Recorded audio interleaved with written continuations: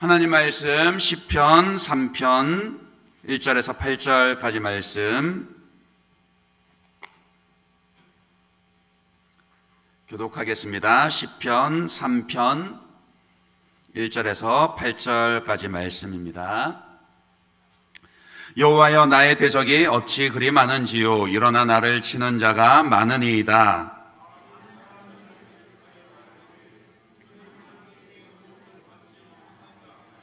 여호와여, 주는 나의 방패시요 나의 영광이시요 나의 머리를 드시는 자이시니이다.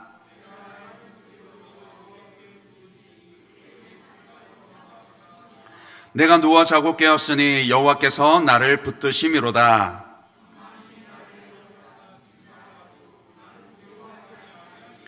여호와여, 일어나소서. 나의 하나님이여, 나를 구원하소서. 주께서 나의 모든 원수의 뺨을 치시며 악인의 일을 꺾으셨나이다. 구원은 여호와께 있사오니 주의 복을 주의 백성에게 내리소서. 아멘. 우리 옆에 계신 분들에게 이렇게 축복하며 인사하도록 하겠습니다. 기도로 주의 은혜가 풍성해지길 바랍니다. 명절을 지나고 이 밤에 기도하러 나오신 여러분들을 환영하고 축복합니다. 명절 잘 보내셨나요? 예, 잘 보내신 것 같아요. 바라기는 사랑하는 우리 모든 예일교회 성도님들의 가정마다 주의 은혜로 더욱더 충만하여지고 은혜와 평강이 흘러넘칠 뿐만이 아니라 이 모든 명절들을 통해서 우리가 영원한 천국의 기쁨을 더 사모하게 되는 그런 은혜 있으시기를 주님의 이름으로 축복합니다. 여러분이 잘 아시는 것처럼 이 시편은 150편으로 기록된 찬양과 기도입니다. 그 소리를 조금만 낮춰주시겠어요? 조금만 낮춰주세요. 그 중에서도 이 150편의 시편 가운데서도 무려 73편의 시를 다윗이 지었습니다. 그 말은요, 뭐냐면은 다윗의 생애 전체가 말하자면은 하나님을 향한 찬송이요, 기도였다. 그런 뜻이에요. 다시 말해서 그는 언제나 하나님과 찬송으로, 기도로 동행하는 믿음의 사람이었습니다. 목동으로 지내다가 기름 부음을 받고 골리앗을 비롯한 원수들을 물리치고 그 또 하나님의 언약궤를 들여오고 그런 기쁨의 순간에도 하나님을 찾아 찬송하고 기도했었으며, 사울을 비롯한 수많은 원수들에게 쫓기고 싸우고 외로울 때에도 그는 하나님의 얼굴을 구하며 밤낮으로 찬송하며 그 은혜를, 하나님의 구원의 은혜를 간구했었습니다. 명절 전에 지난 몇 주간 살펴본 이 51편처럼요, 심지어는 그가 범죄하여 낯을 들지 못하는 그런 순간조차도요, 하나님께 회개하고 용서와 은혜를 구하며 그렇게 기도했다라는 거예요. 그래서 이제 이 사무엘 상하를 읽으면 사건들을 중심으로 그의 신앙 일대기를 알 수 있지만, 이 시편을 읽으면요, 그러니까 시편 말씀을 읽으면 그 사건마다 그때의 다윗이 어떤 심정이었고 또 그가 하나님께 어떻게 반응하면서 믿음으로 그 시간들을 보내었는지 그것을 잘 알 수가 있다라는 겁니다. 그래서 이 시편 말씀이 참 좋습니다. 바라기는 저와 여러분의 삶도 다윗과 같았으면 정말 좋겠습니다. 기쁠 때든지 괴로울 때든지요, 형통할 때든지 공고할 때든지 언제나 하나님을 찾고 하나님의 은혜를 구하며 하나님과 동행하는 그런 믿음의 삶을 살게 되기를 바랍니다. 그런데 참 놀랍지 않으세요? 목사님 뭐 뜬금없이 뭐가 놀랍느냐 이렇게 생각하실지 모르겠지만, 이 시편 3편의 위치를, 그러니까 오늘 함께 읽은 이 시편 말씀이 3편의 자리에 위치하고 있다라는 것을 곰곰이 한번 생각해 보세요. 왜냐하면요, 시편 1편, 2편은요 한 쌍으로 된 그 짝꿍시거든요. 그러니까 시편 1편과 2편은 150편 시편 전체의 서론격입니다. 그러니까 진정 복 있는 사람은 어떤 사람인가? 하나님을 경외하여서 주야로 그 말씀을 묵상하고 순종하는 사람이다. 1편에서 그것을 노래하고 2편에서는 그 여호와 하나님을 경외하고 그 아들에게 입맞추는 자야말로 진짜 복 있는 사람이다. 그런데 그 주제가 사실은 시편 150편 전체의 주제기도 하거든요. 그러니까 시편 1편과 2편은 시편 전체를 여는 그런 도입부, 서론격인 그런 말씀이라는 거예요. 그리고 나서 본격적으로 이제 시편의 그 말씀을 시작하는 위치가 바로 이 3편입니다. 말씀드렸듯이 다윗이 수많은 시를 지었잖아요. 수많은 그의 찬송과 기도들 가운데서 오늘 함께 읽은 이 시편 3편의 기도가요, 본격적으로 시편 말씀을 시작하는 그 맨 처음에 위치한다라니까요. 물론 시편의 순서는 다윗이 아니라 후대에서 편집을 한 것이긴 합니다만은 그래도 놀랍잖아요. 그 많은 다윗의 시편들 가운데서도 하필이면은, 생각해보면 그것보다 이 3편보다 더 중요한 그런 노래들도, 그런 기도들도 있는 것 같은데 유독 이 3편을 맨 처음에 자리하게 했습니다. 시편 3편은 분류를 하면은 탄원시에 속하거든요. 그러니까 그 내용이 고난 가운데 하나님께 탄원하고 부르짖는 그런 내용의 기도다, 그런 뜻입니다. 이 내용을 살펴보면 무엇을 생각하게 됩니까? 그만큼 우리 삶의 고난은 필연적인 거라는 거예요. 인간이라면 누구나가 다 고난을 겪고 있고 아니면 겪었거나 장차 겪을 겁니다. 그러니까 모두가 그 내용을 공감한다라는 뜻이에요. 그러니까 고난 가운데 탄원하는 이 시를 그 많은 시편의 그 기도와 노래들 가운데 맨 앞에 둔 것이죠. 그렇지 않나요? 고난 없는 사람 있습니까? 있단 얘기예요? 사연 없는 사람 있습니까? 아니요, 없어요. 아무도 없어요. 너무 감사한 게 명절을 시작할 때 수개월간 구직 때문에 마음 고생이 심했었는데, 목사님 명절 끝나고 이제 일하러 가게 됐습니다. 너무 기쁜 가운데 그런 연락 주시는데 저도 기도의 응답을 들으니까 너무 감사하고 기쁜 거예요. 또 명절 끝날에는 명절이 지나고 나서죠, 목사님 이제 저희 시댁에서 드디어 제사 안 지내기로 했어요. 예, 얼마나 감사합니까? 근데 또 한편으로는요, 목사님 연휴 끝나면은 새로 직장을 알아봐야 돼요.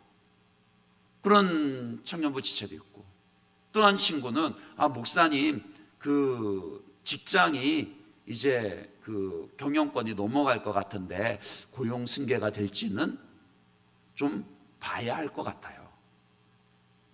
또 이런 얘기 들으면은 마음이 무겁죠. 이 어려움을 믿음으로 잘 이겨내려나? 그런 사실은 염려가 드는 것이 사실입니다. 그러니까 우리 삶이 늘 좋은 소식, 기쁨으로만 있지가 않다라는 거예요. 고난이 찾아옵니다. 고난이 없는 사람이 없습니다.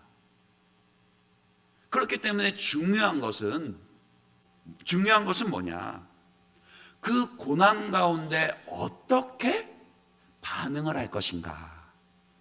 이게 정말 중요하다라는 거예요.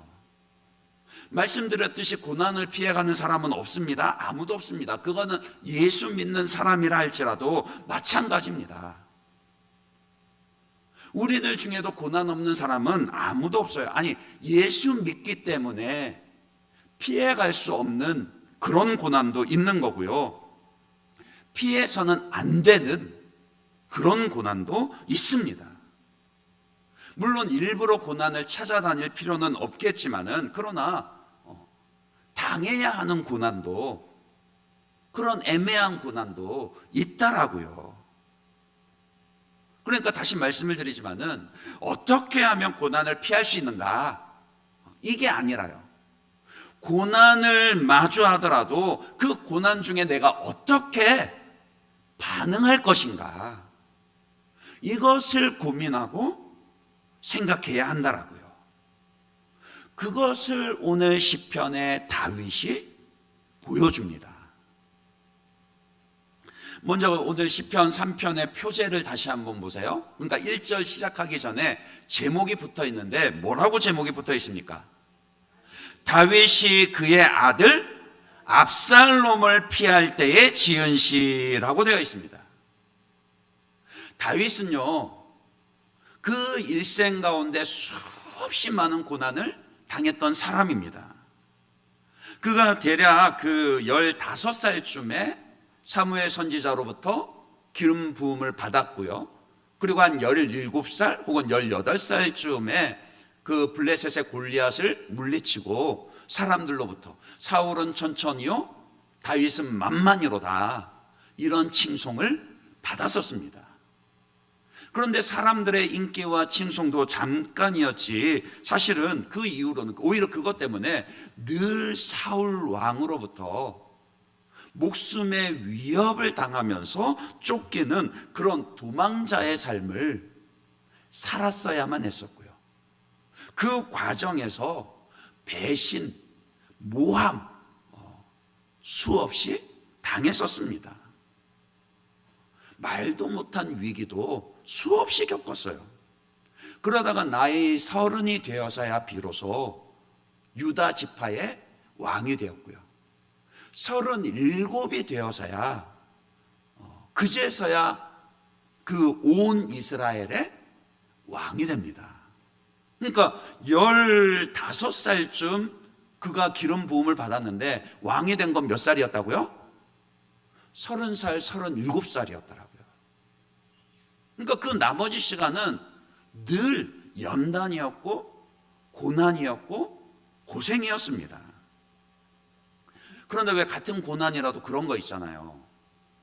그러니까 평소에도 삶이 고난 가운데 힘듦이 있으면요, 힘듦 가운데 살아가는 사람은 고난이 뭐 하나 더 찾아오더라도 내성이 생겨서 힘들긴 해도 버틸만은 합니다.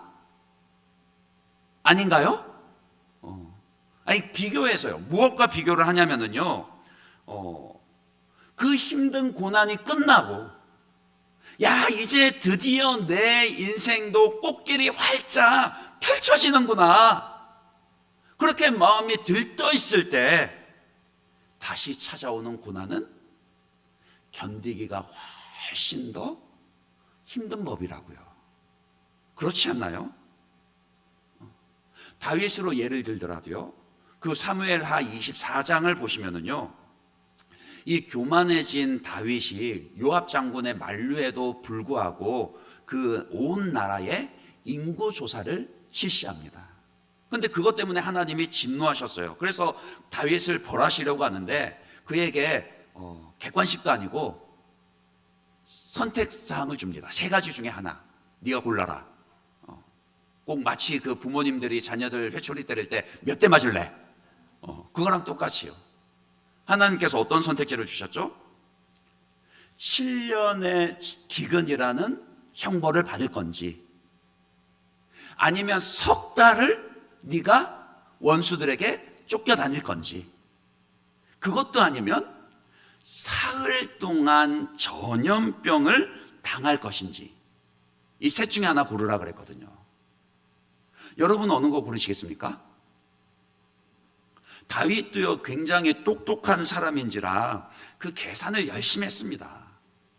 일단 7년 기근, 이거는 그 요셉 시대에나 있었던 그 애굽의 대기근이잖아요. 그러니까 그 시대를 생각하면은 그 나라를, 국경을 초월해 가지고 사람들이 다 죽어나가는 그런 너무 끔찍하고 또 길기도 너무 기니까 일단 1번은 제낍니다. 7년태의 환란은, 기근은 생각할 것도 아니에요. 그럼 뭐가 남죠? 석 달을 원수한테 쫓기든지. 그러니까 이거는 누구만 쫓기면, 누구만 고생하면 돼요? 다윗 자기만 고생하면 돼요. 아니면 그냥 한 방에 전염병 사흘 온 백성들이 같이 고생할 건지. 사실 평소 같으면은 다윗이 자기 혼자 고생하는 걸 택했을 겁니다. 근데 다윗에게, 원수에게 쫓겨다니는 거 말씀드렸잖아요. 다윗은 그 고난들 가운데서도 원수에게 쫓겨다니는 삶만큼은 너무나도 지긋지긋하고 다시는 겪고 싶지 않은 끔찍한 거였단 말이에요. 그러니까 다윗이 어떻게 해요? 하나님 3번입니다. 3번요. 눈 딱 감고 사흘 동안 전염병 당하겠습니다. 근데 하나님이 전염병을 내리신데 어떻게 내리세요? 하루 만에 7만 명이 죽어나갑니다.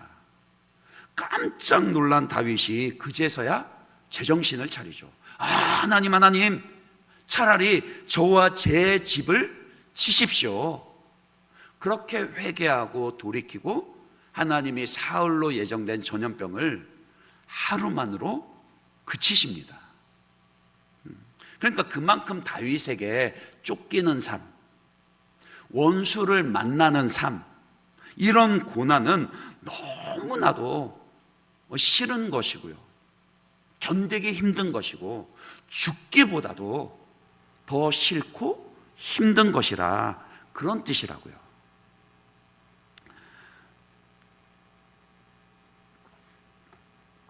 그런데 다시 오늘 본문 시편 3편의 표제로 돌아와 보세요. 그토록 끔찍하게 싫어하고, 죽는 것보다도 더 싫어하는데, 그런데 이번에는 누구에게 쫓겨다닌다고요?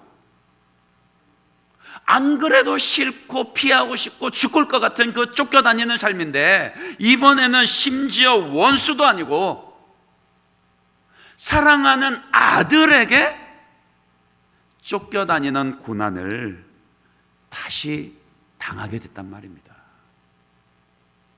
이제는 왕이 되어서 내 인생에 꽃길만 있고, 내가 충분히 그동안 고난 가운데 연단을 당하고 고생했으니까 이제는 하나님 내게 복만 주실 것도 같은데, 생각지도 않았던 그런 고난이 또다시 그에게 찾아왔다라는 겁니다. 고난도 이런 고난이면 무너질만 하죠. 그렇지 않습니까? 1절에 다윗의 한탄을 한번 보십시오. 그러니까 하나님을 향한 이 기도를 한탄으로 시작해요. 어떻게 시작합니까? 여호와여, 나의 대적이 어찌 그리 많은지요. 일어나 나를 치는 자가 많으니이다. 여기서 그가 말하는 이 대적이요, 남을 가리키는 게 아닙니다. 불구대천 원수가 아니에요. 누구라고요? 자기 자식입니다. 자기 집안 식구예요. 가족이 원수가 된 겁니다. 그러니 그 심정이 어떻겠습니까? 자기 자식, 자기 가족마저 원수로 변해버리니까 세상에 누구 하나 내 편이 없는 것만 같고, 다 나를 대적하는 원수 같고, 나와 마주치는 사람들마다 전부 다 나를 공격해 대는 것 같습니다. 이러니 사람이 살 수가 있습니까? 오늘날로 치면은요, 지금 다윗이 충분히 그 공황장애가 일어날 만한 그런 상황이라고요. 또 실제로 다윗의 이런 위기를 틈타서 공격하는 사람도 있었습니다. 대표적인 게 그 시므이죠. 사무엘하 16장에 이 다윗이 압살롬이 반역을 일으켰다는 소식을 듣고 신하를 이끌고 급하게 피하는, 도망가는 장면이 기록되어져 있는데, 그때 사울의 친족에 속한 시므이가 어떻게 또 그 소식을 기가 막히게 듣고는 쫓아와가지고 다윗을 저주하고 욕하며 말로 공격을 해댑니다. 오죽했으면 곁에 있던 아비새가 다윗에게요, 제가 쫓아가가지고 저 시므이 당장에 쳐 죽일까요? 그렇게 화를 내면서 말할 정도였거든요. 그 심정이, 그때의 그 다윗의 심정이 바로 오늘 본문 2절에서 많은 사람이 나를 대적하여 말하기를 그는 하나님께 구원을 받지 못한다 하나이다. 실제로 그렇게 자기를 공격하는 그런 사람들이 있었다라는 거예요. 참 강한 것 같으면서도 한없이 약한 게 사람입니다. 평소 같으면요, 정상적으로 사고를 하는 그런 때 같으면은 이 시므이가 저주하고 욕하는 말이 턱도 없는 말이고 사실이 아니다라는 거 다윗이 왜 모르겠습니까? 충분히 알죠. 어디 사울 부자를 다윗이 죽였습니까? 아니에요. 그 생명의 위협 가운데서도 2번이나 사울을 살려줬던 게 다윗이에요. 그러니까 시므이의 저주는 사실이 아닙니다.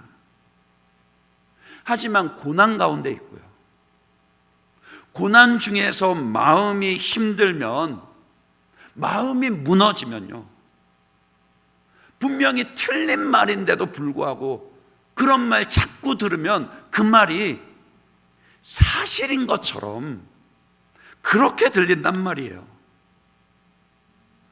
저 말이 사실인가? 내가 이런 고난 당해도 싸지? 하나님은 나를 버리시고 내 삶은 이제 정말 끝났나? 이런 생각을 하면서 무너질 수 있다라는 겁니다. 지금 다윗이 충분히 그럴 만한 상황이라는 거예요. 그런데 말씀드렸죠, 중요한 것은 뭐라고요? 고난 중에도 내가 어떻게 반응할 것인가. 그러니까 중요한 것은 우리의 반응이라고요.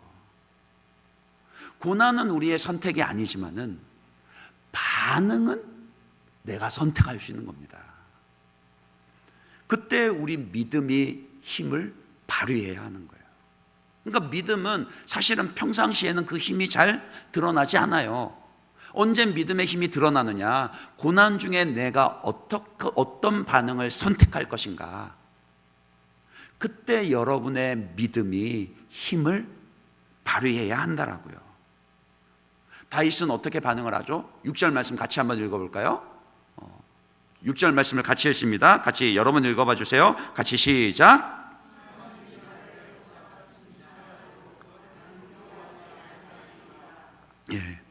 나는 두려워하지 않겠습니다. 이것이 다윗이 보인 믿음의 반응이요, 고백입니다. 어떻게 이렇게 반응할 수 있죠? 첫째로요, 그는 여호와 하나님을 알았기 때문입니다. 그냥 피상적으로, 형식적으로 하나님을 아는 수준에 그친 것이 아니라 정말로요, 고난 중에도 흔들리지 않을 만큼 하나님을 내 하나님으로 알았다라는 거예요. 그래서 3절부터 보시면은 그의 기도의 분위기가 확 달라집니다. 1절, 2절은 그 상황을 있는 그대로 하나님께 한탄하는 그런 내용이지만 3절부터가 그의 믿음의 반응이요, 기도라는 거예요. 그러면서 3절이 어떻게 시작하는지 한번 눈여겨보세요. 여호와여 주는 나의 방패시요 나의 영광이시요 나의 머리를 드시는 자이시니이다. 여호와, 다윗이 자기 하나님을 노래합니다. 나의 하나님이 어떤 분이신지, 다윗은 자기의 하나님을 너무 잘 알고 있었다라고요. 그래서 그는 고난 중에도 두려워하지 않고 무너지지 않을 수 있었습니다. 그가 고백하는 하나님, 우리 하나님은 어떤 분이십니까? 나의 방패, 우리의 방패가 되신다 그랬어요. 우리 말에는, 이 개정개혁 번역에는 그냥 방패라 번역이 되어 있지만은요, 히브리어 그 마겐바야디 단어는요, 그 나를 앞뒤 좌우 사방으로 둘러싼 그런 방패를 의미합니다. 그러니까 방패이신 하나님께서 나를 지금 완벽하게 둘러싸고 보호하고 계신다, 그걸 내가 알고 있다, 그런 고백을 하고 있는 거예요. 지금 상황은요, 처음에 그가 한탄했던 상황은 어떤 상황이에요?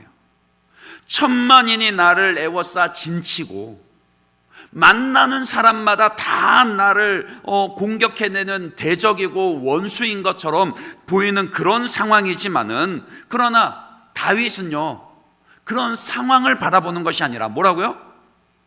방패 되신 하나님이 나를 지금 사방으로 둘러싸서 완벽하게 보호하고 계신다, 그것을 먼저 바라보았다라고요. 그게 그의 믿음의 반응이었습니다. 그리고는 계속해서 하나님을 고백하죠. 나의 영광이시오. 생각해 보세요. 지금 아들을 반역 일으켜가지고 쫓겨다니는 신세인데 무슨 영광을 노래할 수 있습니까? 그렇지 않나요? 그 경상도 사투리인데 혹시 아시나요? 남사시럽다 들어보셨어요? 나 부끄럽다, 그런 뜻이에요. 아니, 지금 자기 형편 생각하면은 나의 영광이, 하나님이 나의 영광이시라 어떻게 이런 노래를 합니까? 그러나 다윗이 이렇게 고백할 수 있는 건 뭐예요? 내가 화려한 궁궐에 있을 때나, 또 지금 이렇게 또다시 쫓겨서 빈들을 지나고 있을 때나, 나의 영광은 오직 여호와 하나님이시라. 그 자기 영광이 되시는 하나님을 알고 있었기 때문에 이런 고백, 이런 반응을 하는 것이죠. 그래서 내 머리를 드시는 분도 하나님이시라, 이 고백도 가능한 겁니다. 비록 아들조차도 내게서 왕위를 빼앗고자 반역을 일으키고 나를 죽이려고 달려들지만, 그러나 내 머리를 드시는 분은 하나님이시라, 이걸 너무 잘 알고 있었어요. 그래서 5절에서도 계속해서 여호와께서 나를 붙드심이로다, 하나님이 여전히 나를 붙들고 계시다라는 것을 알고 믿었습니다. 그러니 나는 하나님 때문에 안심할 수 있고 안전합니다, 이런 믿음의 고백과 반응을 나타내 보일 수 있는 거죠. 아까 시므이가 다윗을 쫓아오면서 저주하고 욕했다 그랬잖아요. 그때 다윗이 어떻게 반응했는지 아세요? 사무엘하 16장 11절 12절입니다. 거기에 보시면은요, 또 다윗이 아비새와 모든 신하들에게 이르되 내 몸에서 난 아들도 내 생명을 해하려 하거든 하물며 이 베냐민 사람이랴, 여호와께서 그에게 명령하신 것이니 그가 저주하게 버려두라. 혹시 12절은 같이 읽어볼까요? 같이 읽습니다. 시작. 혹시 여호와께서 나의 원통함을 감찰하시리니 오늘 그 저주 때문에 여호와께서 선으로 내게 갚아주시리라 하고, 그러니까 원수 갚음을 하나님께 맡길 수 있게 된 거예요. 뭐 때문이라고요? 하나님을 아는 것 때문에요. 다윗이라고 그 순간 속이 끓지 않았던 거 아닙니다. 다윗이라고 고난을 마주했을 때 힘들지 않았던 것도 아니에요. 그렇잖아요. 평상시도 참아 넘기기 힘든 저주와 욕인데 내가 힘들고 짜증나고 민감해져 있는데 옆에서 그 정도로 욕을 해대니 당장 곁에 아비새도 있고 군사도 있고 시므이 정도는 얼마든지 지금 형편에서도 자기 힘으로 없애버릴 수 있죠. 그러나 그렇게 반응하지 않고 여호와여 주는 나의 방패시오 나의 영광이시오 나의 머리를 드시는 자이시니이다. 이렇게 하나님을 알고 있으니까 사람에게 원수 갚음으로 즉각적으로 대하지 않고 하나님께 맡길 수 있게 되고 사람이 나를 공격하는 것에 흔들리지 않고 그러면서 주저앉지 않을 수 있었다라는 겁니다. 하나님을 아는 것 때문에요. 그리고 또 다윗이 고난 중에 주저앉지 않을 수 있었던 비결이 있는데 바로 하나님께 기도했습니다. 시편 3편 전체가 하나님께 올려드리는 기도입니다. 그 중에서도 특히 4절 7절을 한번 보세요. 내가 나의 목소리로 여호와께 부르짖으니 그의 성산에서 응답하시는도다. 7절에도 또 뭐라 그럽니까? 여호와여 일어나소서 나의 하나님이여 나를 구원하소서 주께서 나의 모든 원수의 뺨을 치시며 악인의 일을 뭐 하셨다고요? 꺾으셨나이다. 그의 기도입니다.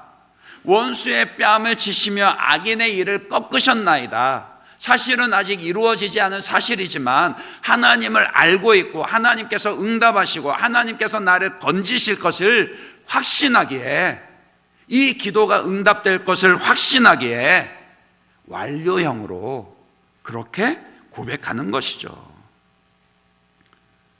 기도가 비결입니다. 기도가 고난 중에도 주저앉지 않을 수 있는 비결입니다. 기도가 천만의 원수들이 나를 둘러진친 가운데서도 두려워하지 않고 평강을 누릴 수 있는 비결입니다. 그 5절에 보시면은요, 내가 누워 자고 깨었으니 그러잖아요. 이 표현이요, 다윗이 믿음의 담대함으로 원수들이 나를 둘러싸도 걱정하지 않고 잘만 잔다, 이런 뜻이기도 하지만은요, 근데 보다 더 직접적인 의미는 뭐냐면은요, 내가 누워 자고 깨었으니 이 말은요, 그가 철야기도 했다는 뜻이에요. 그런 뜻입니다. 그러니까 편안한 잠자리에서 아우 그래 하나님이 나 구원해 주시겠지, 마냥 이렇게 기다리기만 한 게 아니라 그런 고난 가운데서 밤이 새도록 기도하다가 지쳐 잠이 들었는데 평강으로 아침을 맞이하며 일어나게 되었다. 그런 의미의 고백이라는 거예요. 종종 새벽 기도를 그렇게 강조하지 않으시는 설교자들이, 목사님들이 있습니다. 그것 자체로는 잘못이다라고 말할 수는 없어요. 왜냐하면 집에서도 얼마든지 기도할 수 있고 또 언제라도 개인적으로도 기도할 수 있죠. 근데 이제 대부분 그런 분들은 이런 말을 합니다. 아유 급하면 다 나와. 그러니까 그분들 논리에 따르면은요, 새벽에 나와서 기도하는 사람들은 다 어떤 사람들이에요? 고난 중에서 죽을 것 같은 사람들이에요. 그러니까 그냥 내버려둬도 진짜 그렇게 표현해요. 그냥 내버려둬도 좀 지나면은 자식들 속삭이기 시작하고 남편이 속삭이기 시작하고 자식들이 말 안 듣기 시작하고 피할 수 없는 고난들이 찾아오면은 그냥 알아서 기도하러 나와. 이런 말을 하시거든요. 그러니 그냥 기다려 주라는 겁니다. 아, 진짜 그런가? 한편으로는 그 말이 충분히 이해가 되기도 하지만은, 그러나 그렇진 않죠. 어차피 찾아올 고난이니 닥치면 기도한다?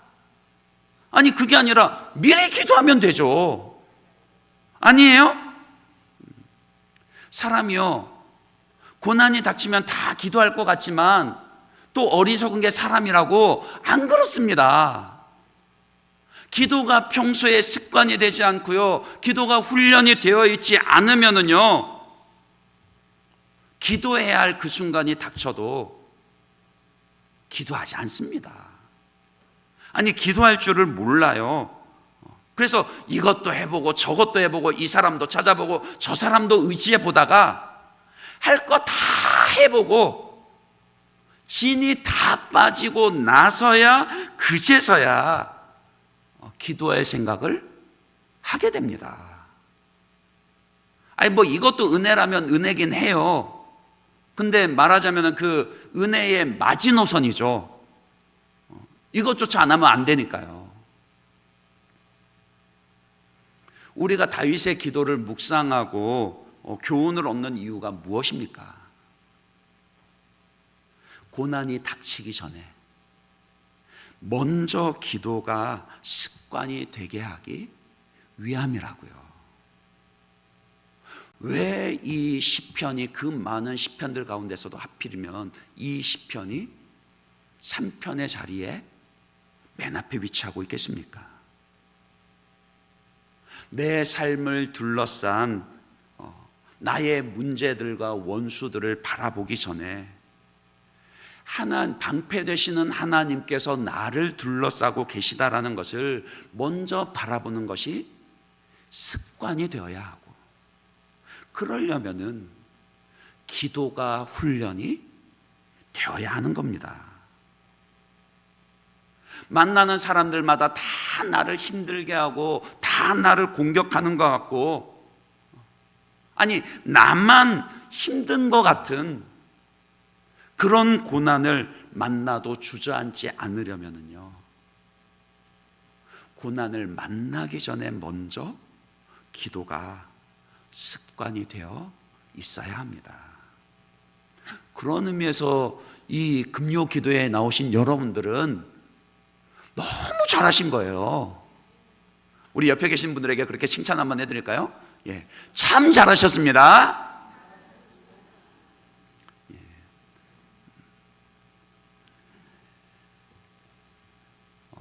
그래서 다윗의 이 개인적인 탄원시가요, 8절의 그 축복으로 마무리가 될 수 있는 겁니다. 8절에 보시면은 이렇게 이 기도와 찬양을 마무리하죠. 구원은 여호와께 있으니 주의 복을 주의 백성에게 내리소서. 그러니까 다윗이 아니더라도요, 기도의 습관과 훈련이 되어 있으면 누구나 당할 수밖에 없는 것이 고난이지만 그 고난 중에도 믿음으로 반응할 수 있기에, 그래서 이런 축복을 노래할 수 있는 것이죠. 말씀을 맺겠습니다. 사람은 누구나가 다 고난을 만납니다. 그러나 누구나 다 기도하는 것은 아니라고요. 하나님을 아는 것과 하나님께 기도하는 것이 훈련되고 습관이 되지 않으면 정작 기도가 필요한 그 순간에도 기도하지 못할 수가 있습니다. 아니, 기도를 한다고 해도 한참 후에야 뒤늦게 기도를 하게 된다라고요. 그것도 은혜이기는 합니다만은 지혜가 뭡니까? 지혜는 빨리 하나님을 찾는 겁니다. 빨리 하나님을 찾고 기도하는 겁니다. 그래야 고난을 만나도 두려워하지 않고요, 믿음으로 담대하게 올바른 반응을 할 수가 있습니다. 그러니 기도하십시다. 이 밤에 우리가 기도하십시다. 압살롬과 같은 그런 원수를 만난 고난 가운데 있다라면은 당연히 기도해야 하는 것이고요. 설령 지금은 그렇지 않다 할지라도요, 기도하면서 방패 되신 하나님께서 여러분을 둘러 보호하고 계시다라는 것을, 여러분을 붙잡고 계심을 경험하시고 맛보아 알게 되시는 그런 은혜가 있으시기를 주님의 이름으로 축원합니다. 이 시간 우리 이 찬양 고백하고